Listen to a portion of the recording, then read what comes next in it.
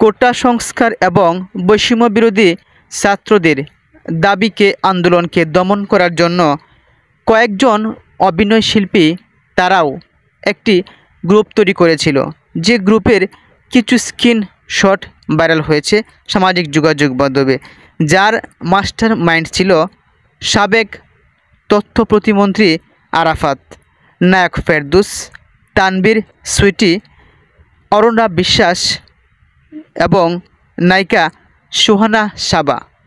নায়ক ফেরদৌসকে নেওয়া হয়েছিল মূলত যেন চলচ্চিত্রের একটা অংশ শেখ হাসিনাকে সমর্থন করে, এবং জাতীয় দলের ক্রিকেটার মাশরাফি বিন মুর্তজা এবং সাকিব আল হাসানকে আওয়ামী লীগে নেওয়া হয়েছিল মূলত বাংলাদেশের কোটি কোটি ক্রিকেট প্রেমীরা তারা ভালোবাসেন মাশরাফি এবং সাকিব আল হাসানকে।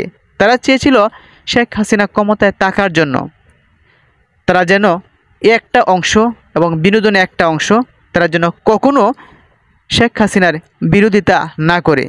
তবে এই একটি গ্রুপ তারা চেষ্টা করেছিল ছাত্রদের এই আন্দোলনকে দমন করতে। ইতিপূর্বে শেখ হাসিনার পরিকল্পনা অনুযায়ী প্রত্যেকটা গ্রুপে তারা সফল হয়েছে, যেমন হেফাজত ইসলাম, জামায়াত শিবির, বিএনপি। তারা 15 থেকে 16টি বছর ক্ষমতায় আসতে পারেনি, যদিও নির্বাচনে বিপুল ভোটের ব্যবধানে বিজয়ী হয়েছে আওয়ামী লীগ, এমন নিউজ প্রকাশিত হয়েছে। এর বিপরীতে বিএনপি এবং অন্যান্য রাজনৈতিক দলগুলো তারা বলছে সুষ্ঠু নির্বাচন হলে আওয়ামী লীগ বিজয়ী হতে পারত না। যদিও শেখ হাসিনাকে পছন্দ করে, আওয়ামী লীগ সরকারকে পছন্দ করে অনেক তারকারা, অনেক ক্রিকেটাররা তারা আওয়ামী লীগে যোগ দিয়েছে এবং এমপি মন্ত্রী হয়েছে, যার ফলে প্রধানমন্ত্রী শেখ হাসিনার একটা শক্ত গ্রুপ ছিল। সেই গ্রুপটা যেভাবে ইতিপূর্বের আন্দোলনগুলো দমন করেছে, ঠিক বৈষম্য বিরোধী ছাত্রদের এই আন্দোলনকেও দমন করার জন্য উঠে পড়ে লেগেছিল। ভাইরাল হওয়া স্ক্রিনশটে অনেকেই বলেছেন যে ছাত্রদের উপর গরম পানি ঢেলে দেওয়ার জন্য, আবার অনেকেই বলেছেন কোনো কিছুতেই পিছু হাঁটা যাবে না, যেভাবে হোক ছাত্রদের এই আন্দোলনকে দমন করতে হবে।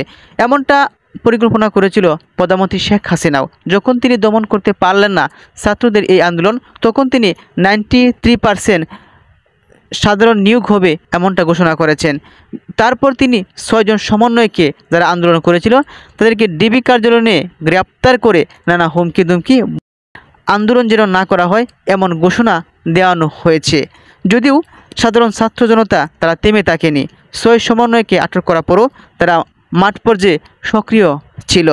অবশেষে এই তারকাদের কিছু স্ক্রিনশট ভাইরাল হয়েছে, যেখানে ছাত্রদের এই আন্দোলনকে যেভাবে হোক দমন করতে হবে সেই পরিকল্পনা অনুযায়ী তারা গরম পানি ঢেলে দেওয়ার হুমকি দিয়েছেন, যা বিনোদন জগতের অনেকে পছন্দ করেন না। তারকারা বিনোদন নিয়ে ব্যস্ত থাকবে এবং জাতীয় দলের খেলোয়াড়রা তারা বাংলাদেশের ক্রিকেটকে, খেলাধুলাকে আরও এক ধাপ এগিয়ে নিয়ে যাবে এমনটাই প্রত্যাশা করেন সাকিব আল হাসান, ফেরদৌস।